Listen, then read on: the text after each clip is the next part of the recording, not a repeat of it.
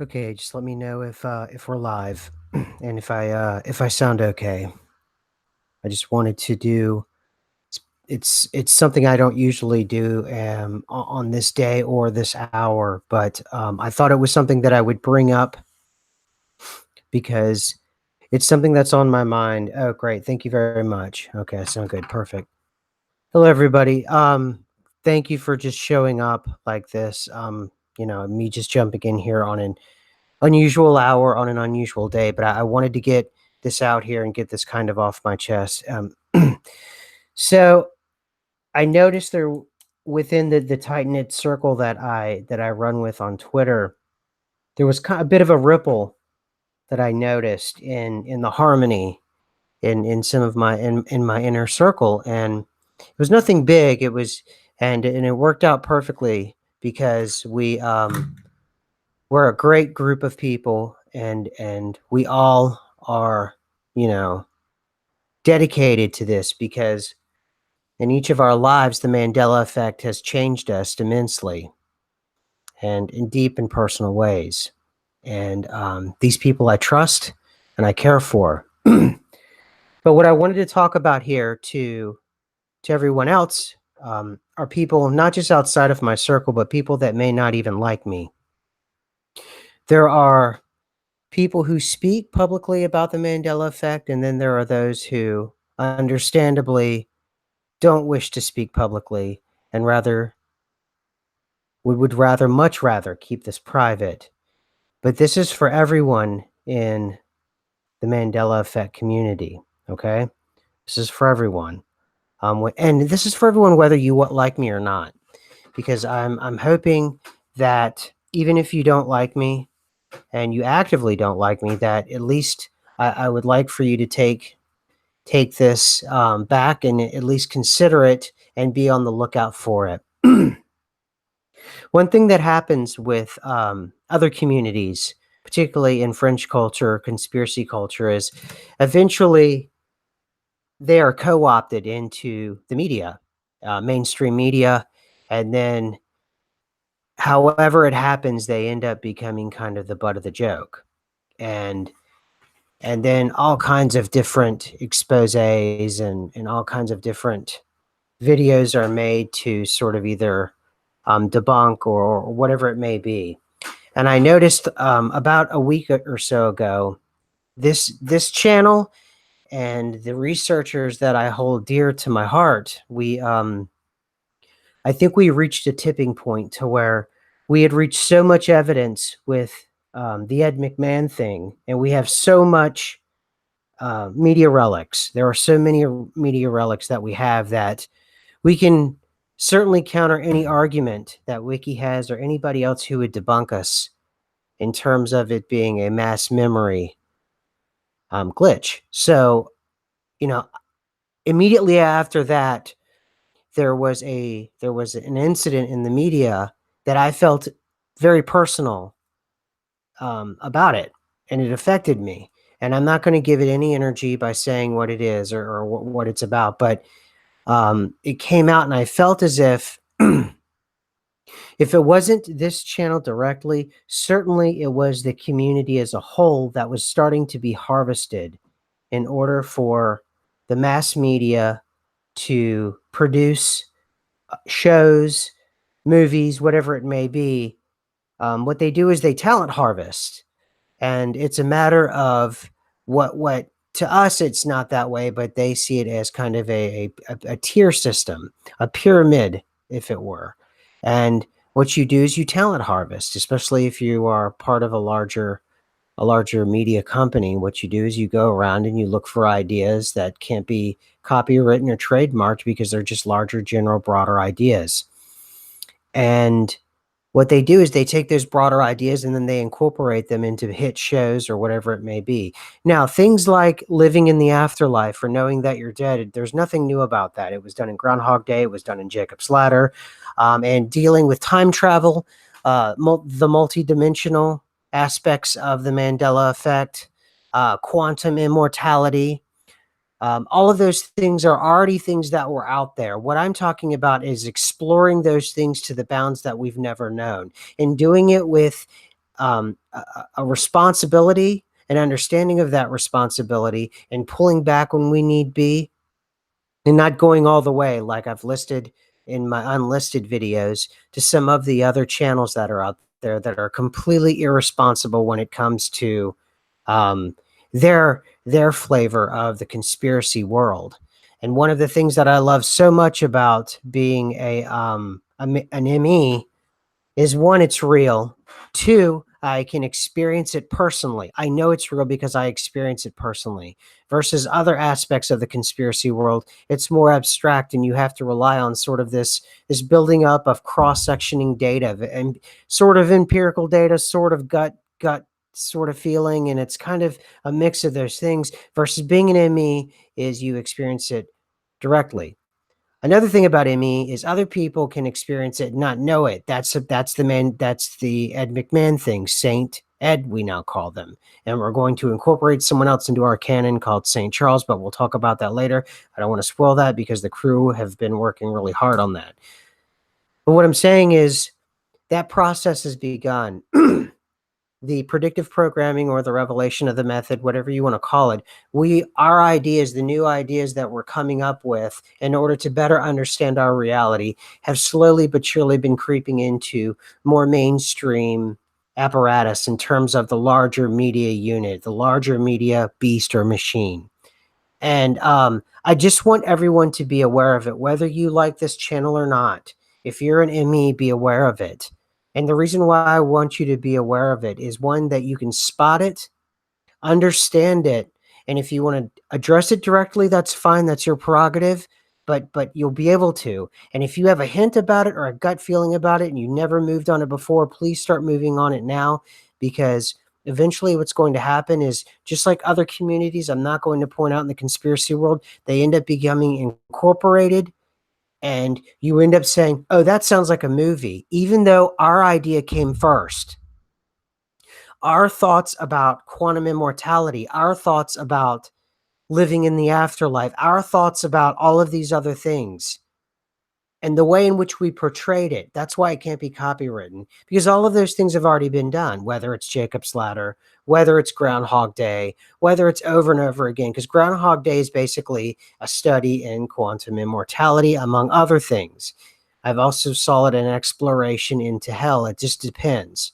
But certainly Jacob's Ladder 2 has elements of my 2012 series, and indeed was part of the inspiration of that. But since then, I've been seeing certain aspects of other people's channels and my channel being incorporated into other bits of media.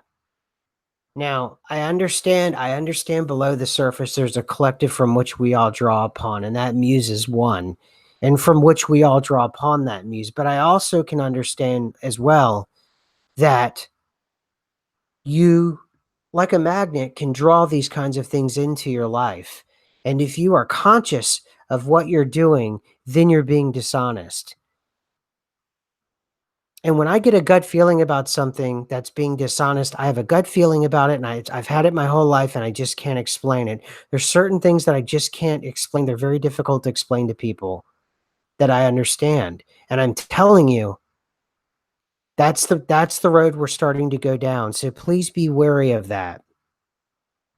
Particularly if you're a quote, you know, I don't even want to say the word. As long as you have a channel and you have a following of any size, or if you're an ME yourself, and you're understandably you're silent, just be aware that this is there, and it's out there, and this process has begun, and before you know it, there's going to be a deluge. And I don't know if it's going to be next week, next month, or next year, but eventually, if this grows and people truly wake up to this, and this is another thing too about ME, and it's so personal and it's so spiritual, we don't need to point to other people. And that's a very important thing about ME. We don't have to point to someone and say they're bad and they're doing something to create, a world order, or they're doing this or they're doing that. And we are, and that's the difference about the Mandela effect. Sorry, I had to clear my throat. That's the difference about the ME community. It is kind of funny that Mandela effects is in me because and it's me because it's not me like selfish, but it is about you. It's about the internal and the understanding of the external. And that's what puts us apart from all other fringe communities. And ours is an exploration, an expedition where we think we know a lot of things, but it's a matter of exploration and tinkering and trying to understand it versus others, they have it completely opposite of what we are. It's not about them per se, it's about others and pointing the finger at others and saying they did this at a certain time to create a false flag or they did this to do that and blah, blah, blah. We're completely different. As well as saying, this has happened to me and I've personally experienced this. There's very few people in other communities that do tracking of other conspiracies that can say that or that do that. We do that because we experience it and we see it ourselves. There have been plenty of me's where there are roads that just showed up in my life that weren't there, or apartment buildings that wasn't there, and then it was. It's personal. And I beg people to, because it will come to them, and when it comes to them, they will be drawn to you, and then you have a way in which to introduce them to it gently. And if they get turned off by it and they go back to sleep, then that's fine. Let them do it. Do not damage people's lives. You have a responsibility. Please, please. So I just want everybody to be prepared for that. That I'm seeing more and more of this, and it's and where this multidimensional kind of this blurred line between life and death kind of thing, a reimagining and a re-understanding of this life and the afterlife, turning this life in the afterlife. Just pay attention to it in the media. I'm not going to give specific examples, but there are TV shows out there are movies out there, and it's becoming more and more prevalent. And I think part of the reason why we are here and still are allowed to be here is for talent harvesting. And that happens a lot more. And you hear a lot about it, particularly in the comedy community, you know, where bigger comedians will steal from smaller comedians. And though we are and that what makes this kind of talent harvesting even more despicable because what we're imagining and what we're trying to understand is our reality, and we're applying the fictive imagination to understand that. We're doing those things, like him or not, like a Parsons did, who pulled down from the muse that rocket into this world. And to anyone that has a problem with whoever I point to, you are a hypocrite, because I can guarantee you almost every bit of technology or medicine that's keeping you or a loved one alive has been pulled down and drawn down by some dirty sources and by some ugly means. Advancements in technology and in comfort and in reason and in freedoms and liberties have often been founded on a bit of skullduggery. So I wanted to drive that home too. If you don't like my example, draw one for yourself then. We're MEs and we understand what we are. And one of the things that we are smart. We're smart. So I trust that you have the capability and the capacity to be able to take what I'm saying, understand the meta, the unset of what I'm saying to you. You'll pull that down for yourself, and you'll be able to apply the template from which I'm talking about and apply it to your life for yourself. Do it. And if you don't like Parsons, find someone else. It was whenever I was explaining about Ed McMahon. To help someone understand Ed McMahon, all of these relics that we had were in real time. Whether it was Johnny Carson, Ed McMahon rapping himself, David Letterman, Bill Clinton, over and over again, it was in real time, and it would be like us getting Steve Jobs wrong working for Apple, or Bill Gates wrong working for Microsoft. When the president mentions Ed McMahon and Publishers Clearinghouse in the same sentence in the year 2000, so close to that time, less than a decade ago. In fact, it was shorter period of time that Ed left the PCH period than Bill Gates has been with Microsoft. Bill Gates has left Microsoft probably, what, maybe we're going on a decade, maybe longer. I don't know. He left a long time ago. Whatever. Or whoever it may be, like I've explained it to you in your circle. But they're coming and real and I would like for us to not be the butt of the joke. And I think we're reaching a tipping point, and that's why. Because we're starting to win the battle. It doesn't matter about the Ed McMahon commercial about American Family Publishing. With that, we can counter 5 other video relics where those same exact people, including Ed McMahon himself, talk about the checks. Literally, Johnny Carson's holding a check that says Publishers Clearinghouse that he handed from Letterman. Literally, there was an army of people and lawyers involved for that hidden commercial to happen in front of everyone for Publishers Clearinghouse, because ultimately that's what it was. It was a final product push because they knew that the talent was leaving, which is Carson and McMahon, for Publishers Clearinghouse. There's no way that American Family Publishing would have let that stand. There is no way they would have let that stand if that wasn't the case. So what does that leave us when you have Ed McMahon and American Family Publishing, and then you have Johnny Carson being handed a check for PCH from David Letterman, or you have Ed McMahon rapping about those very checks that he handed out? You know what you have? You have multiple versions of reality. You have shifts. You have the Mandela effect. It's real. And we're working on Chuck, but we'll get to Chuck later.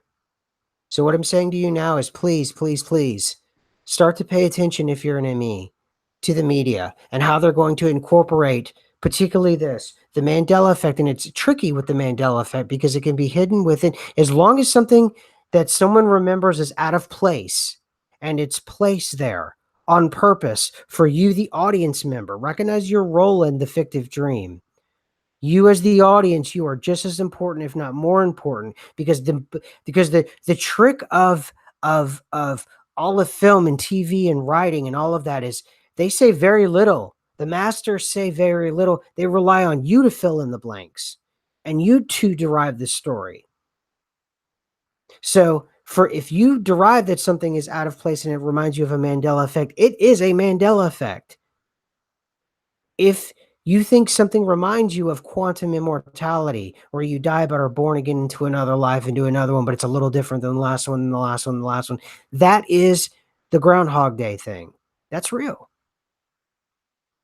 Your expectations of the afterlife, all of those things that I've mentioned, if you see those in film and television or anywhere else in terms of entertainment or larger media, those things are being harvested.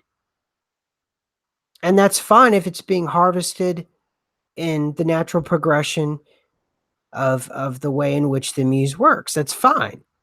But I've got a feeling something's afoot, perhaps. And, I am not a citizen journalist. I am not an infotainer.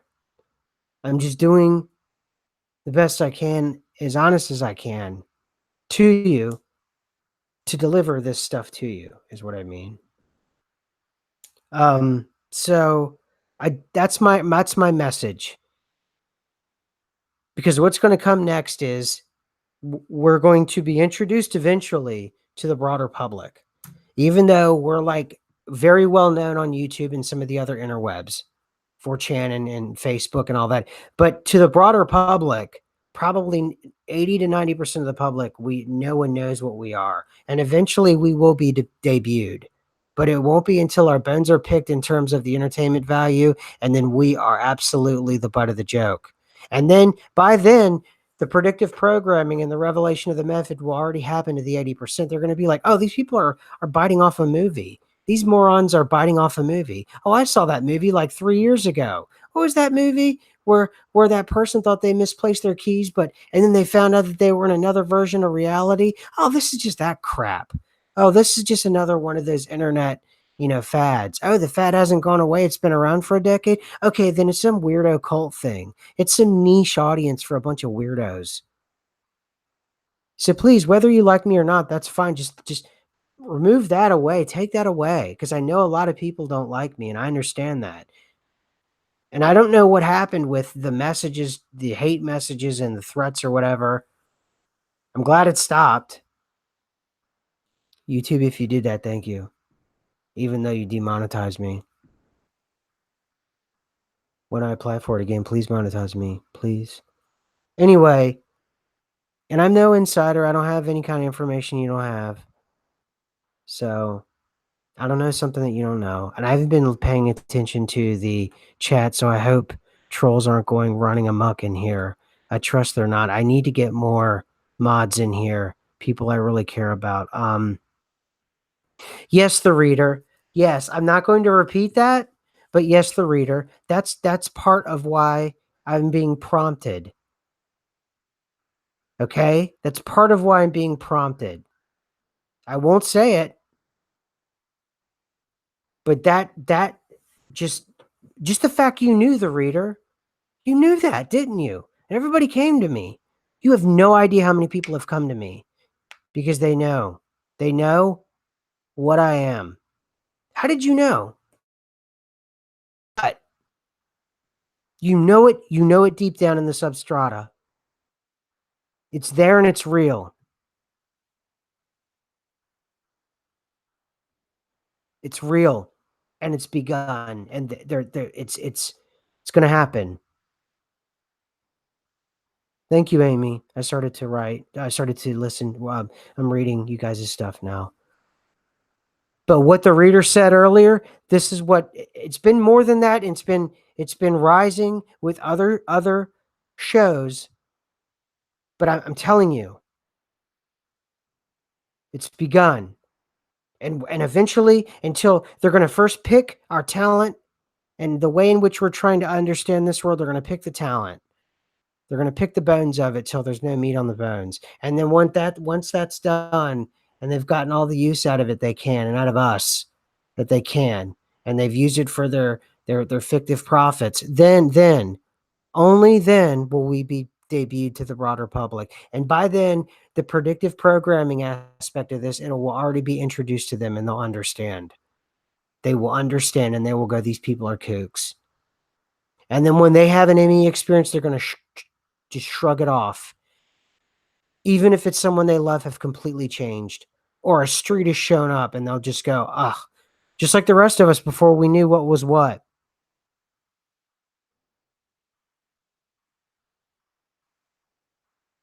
It's begun. They're gonna do it. They're gonna pick us dry. It's despicable.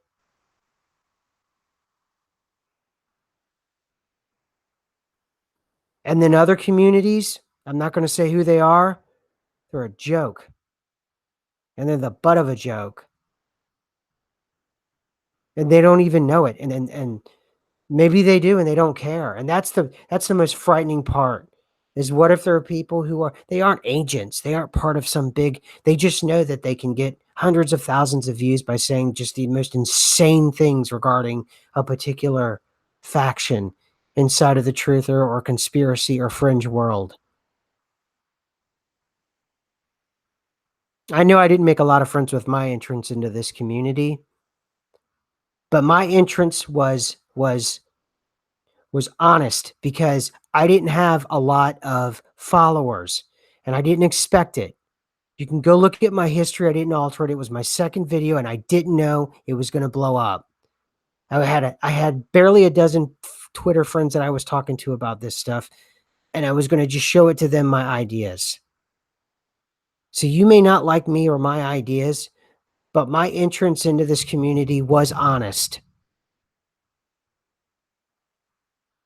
I was honestly trying to understand this like everyone else. So, all right, guys. That's all I have, and that's all I wanted to get out. Just look for those things, the quantum immortality things. Time travel obviously is going to be involved. Emmy, something's out of place, something strange.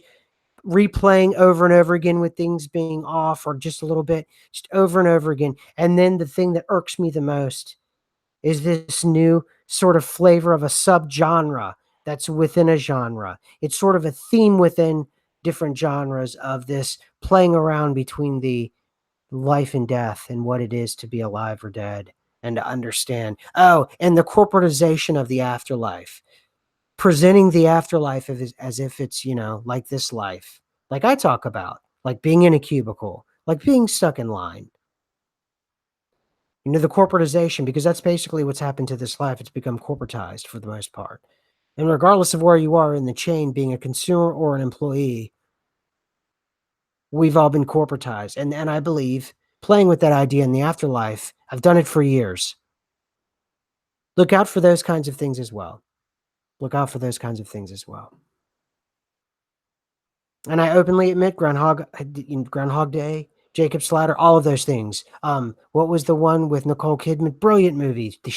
She and her daughter didn't know they were the ghosts. The Sense with the boy, I see dead people. Yes, brilliant, brilliant films. All of those things that helped get my fictive musings going so I could better understand what fiction is. It's there. It's so powerful, and people discount it. Stop discounting fiction.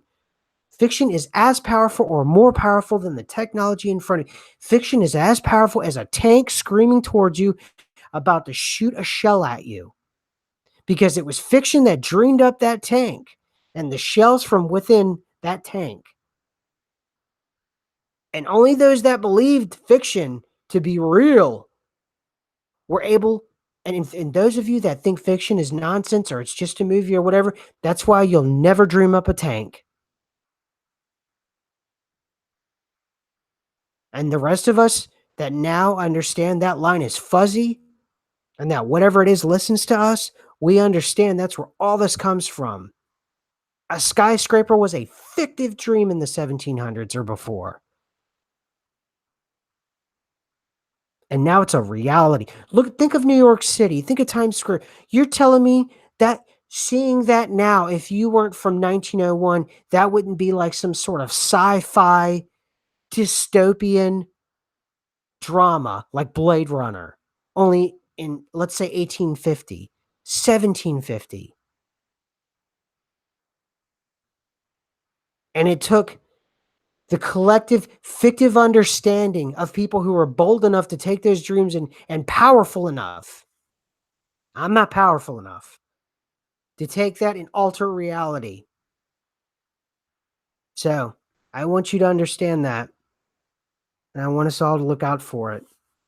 And I may sound angry, and I am, but it will pass very fast because I care about my group in particular, and I care about this community, and I don't want to see us to become the butt of a joke or, you know, people moving in just for clickbait. Regardless of what you think of me and my titles in the past, they weren't clickbait, and I've altered them. So anyway, guys, thank you very much for listening.